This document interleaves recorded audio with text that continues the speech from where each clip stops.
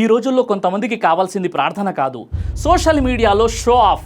రైలు ప్యాసేజ్ను black చేసి నమాజ్ చేయడం, చేతిలో బేస్బాల్ బ్యాట్లు పట్టుకొని రీల్స్ చేయడం, అనవసరమైన హంగామా సృష్టించి సమాజంలో అలజడి రేపడం. అసలు ఇలాంటి పనుల వల్ల ఎవరికి లాభం? ఒక సామెత ఉంది, మీకు గుర్తుందా? శత్రువు కంటే తెలితొక్క మిత్రుడే చాలా ప్రమాదకరం. ఇస్లాం మరియు ముస్లిం సమాజానికి చెడ్డ పేరు తీసుకొచ్చేది ఎప్పుడూ బయటి వాళ్ళు మాత్రమే కాదు, ఇస్లాం పేరుతో బాధ్యత లేకుండా ప్రవర్తించే కొంతమంది కూడా అందుకు కారణమవుతారు. అసలు ఇలాంటి చర్యలను ఇస్లాం సమర్థిస్తుందా? ఇవి నిజంగా ధర్మాన్ని ప్రచారం చేస్తున్నాయా, లేక ధర్మం పేరుతో షో ఆఫ్ చేస్తున్నారా? అసలు విషయం ఏంటో ఇప్పుడు తెలుసుకునే ప్రయత్నం చేద్దాం.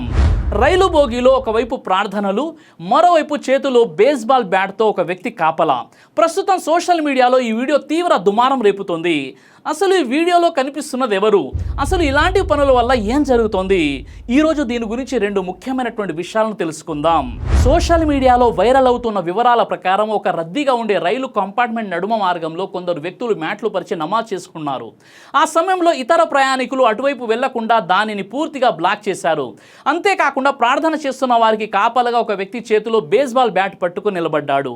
ఈ వ్యక్తిని మహారాష్ట్రలోని ఛత్రపతి సంభాజీనగర్కు చెందినటువంటి మతీన్ షేక్ సోషల్ మీడియా పోస్టులో చెప్తున్నారు. సాధారణంగా భారతీయ రైల్వే చట్టం ప్రకారం రైలు బోగిలో ఇతర ప్రయాణికుల రాకపోకలకు ఆటంకం కలిగించడం, మార్గాలను అడ్డుకోవడం చట్టరీత్యా నేరం. రైల్వే చట్టం 1989 ప్రకారం పబ్లిక్ స్పేస్ను బ్లాక్ చేసినా లేదా ఎలాంటి ఆయుధాలు, వస్తువులతో ఇతర ప్రయాణికులను భయపెట్టే ప్రయత్నం చేసినా ఆర్పీఎఫ్ కఠిన చర్యలు తీసుకునే అవకాశం ఉంటుంది. అయితే ఈ ఘటన ఖచ్చితంగా రైలులో ఎప్పుడు జరిగింది, మరియు వీడియోలో ఉన్న వ్యక్తి నిజంగా మతీన్ షేక్ అవునా కాదా అనే విషయాలపై రైల్వే పోలీసులు ప్రాథమికంగా విచారణ అయితే జరుపుతున్నారు. అయితే రైల్లో ఈ విధంగా నమాజ్ చేయడం, దీనిని ఏ ముస్లిం కూడా సమర్థించకూడదు, నేను కూడా తీవ్రంగా ఖండిస్తున్నాను. అదే సందర్భంలో వారు ఇలా ఎందుకు చేశారు అనే వాదన ఏదైతే వినిపిస్తున్నారో అది కూడా వారు చేసే పనిని సమర్థించేది కాదు. గతంలో రైళ్లలో ప్రయాణిస్తున్న ముస్లింలపై కొన్ని చోట్ల దాడులు, వేధింపులు జరిగిన సంఘటన వాస్తవమే. 2017 జునేద్ ఖాన్ ఘటన, అలాగే ఢిల్లీలోని మధురా రైలులో సీట్ల వివాదంలో మొదలైన ఒక వర్గంపై దాడి జరిగిన ఉదంతం దేశవ్యాప్తంగా సంచలనం సృష్టించింది.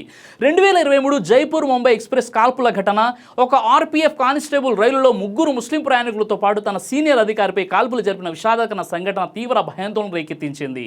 2024 మహారాష్ట్రలో వృద్ధుడిపై దాడి ఘటన, ధూలే ముంబై రైలులో అనుమానంతో ఒక వృద్ధ ప్రయాణికుడిపై కొందరు దాడి చేసిన వీడియోలు వైరల్ అయ్యాయి. అయితే ఇలాంటి మునుపటి సంఘటన వల్ల కలిగిన అభద్రతా భావం, భయంతోనే తాము ప్రార్థన చేసుకునే సమయంలో ఎవరైనా ఇబ్బంది పెడతారేమోనన్న రక్షణ భావనతో అలా నిలబడ్డామని, అంతేకాని ఇతర ప్రయాణికులను భయపెట్టడమో లేదా బెదిరించడమో తమ ఉద్దేశం కాదని వారి తరపున ఒక వాదన వినిపిస్తుంది. ఏదేమైనప్పటికీ పబ్లిక్ ట్రాన్స్పోర్ట్ మరియు రైళ్ల వంటి ప్రదేశాల్లో ఇతరుల రాకపోకలను అడ్డుకోవడం లేదా ఆయుధాలు, బ్యాట్లతో ఉండడం నియమ నిబంధనల ప్రకారం సమర్థనీయం కాదు. మరోవైపు ఈ వివాదంపై వీడియోలో కనిపిస్తున్నట్లు చెప్తున్నటువంటి మతీన్ షేక్ స్వయంగా తన ఇన్స్టాగ్రామ్ పేజీలో ఒక వీడియో ద్వారా స్పష్టత ఇచ్చే ప్రయత్నం చేశాడు. అతను తెలిపిన వివరాల ప్రకారం ఈ వీడియో భారతదేశంలో జరిగినది కాదని, నేపాల్లోని కఠ్మాండు మార్గంలో జరిగిన ప్రయాణానికి సంబంధించినదని అతను అంటున్నాడు. ఈ వీడియో ద్వారా ఎవరి మనోభావాలను దెబ్బతీయడం కానీ, ప్రజలను లేదా ఇతర ప్రయాణికులను భయపెట్టడం కానీ తమ ఉద్దేశం కాదని స్పష్టం చేశాడు.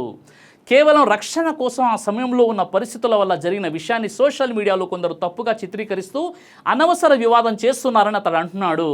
అయితే ఈ మొత్తం వ్యవహారంలో నా వ్యక్తిగత అభిప్రాయం ఏంటో కూడా మీతో పంచుకోవాలనుకున్నాను.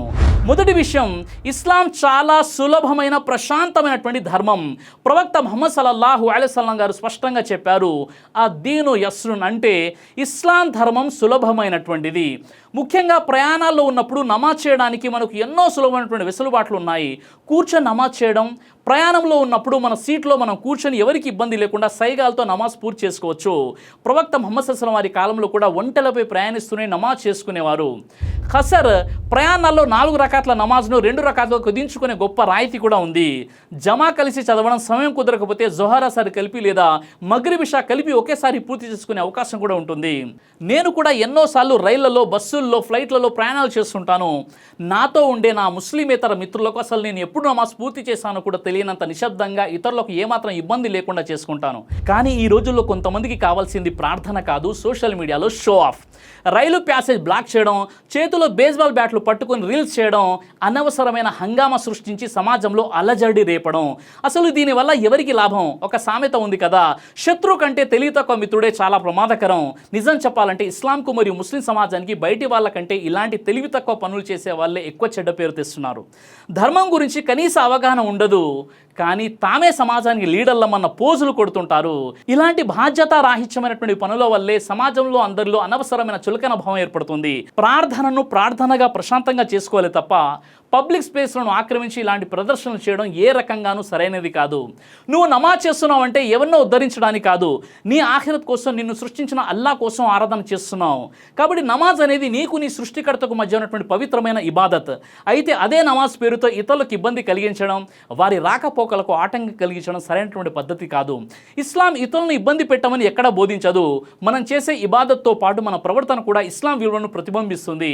మన ప్రవర్తన వల్ల, మన చర్యల వల్ల ఇతరులకు అసౌకర్యం కలిగితే అది మన గురించి మాత్రమే కాదు, మన మతం గురించి కూడా ఇతరుల్లో తప్పుడు అభిప్రాయం ఏర్పడేలా చేయవచ్చు.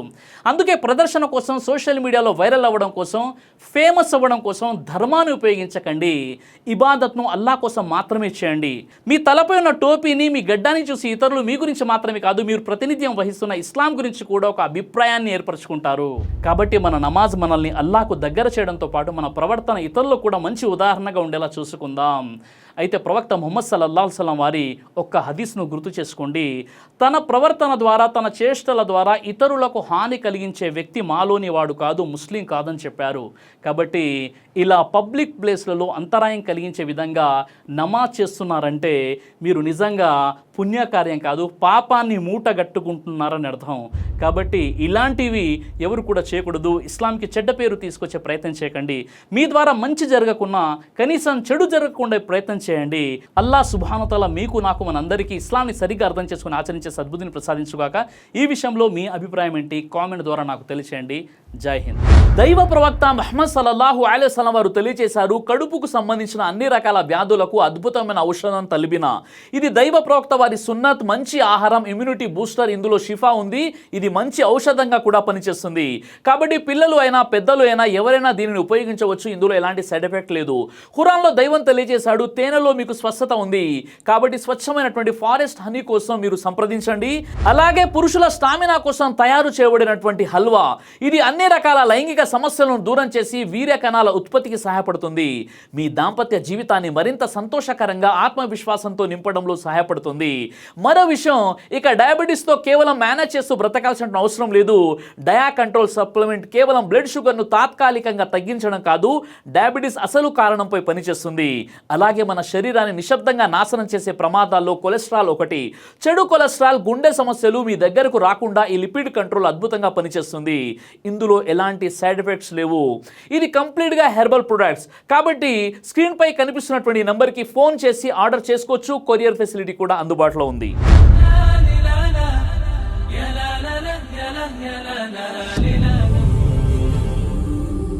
బ్రదర్ సిరాజ్ అని యూట్యూబ్ ఛానల్ని మీరు సబ్స్క్రైబ్ చేసినట్లయితే ఇన్షాల్లా దేవచిత్తం అయితే మీకు వీడియోస్ వస్తుంటాయి. అదేవిధంగా బ్రదర్ సిరాజ్ అనేటటువంటి ఫేస్బుక్ని కూడా లైక్ చేయడం వల్ల మీకు వీడియోస్ వస్తుంటాయి.